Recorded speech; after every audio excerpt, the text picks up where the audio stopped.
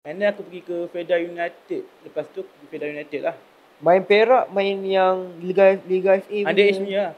Underage lah. Punya, yes. Okay, aku nak tahu kalau underage ni umur berapa ke berapa? Maksudnya kalau underage berapa, dia ada macam dia ada capping dari segi umur, kategori ni kan. Waktu aku tu kalau Piala Presiden, tak silap aku bawah 19. Bawah 19. Yes. And then lepas atas tu sorry, bawah 19 tu Piala Belia. Okay. And then bila dah lepas umur 19, bawah 21, Piala Presiden. Maksud 19 sampai 21? 21. Presiden. Okay, atas tu?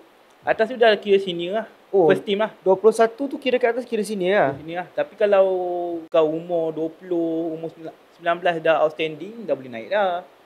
Dia tak kira ni lah. Okay, aku nak cuba faham kan. Presiden ni untuk apa? Maksudnya, adakah itu adalah dia punya journey untuk dia main? Betul. Itu adalah orang cakap reserve team daripada contoh kalau Perak. Okay, untuk senior team dia ada reserve team dia lah. So untuk underage punya lah.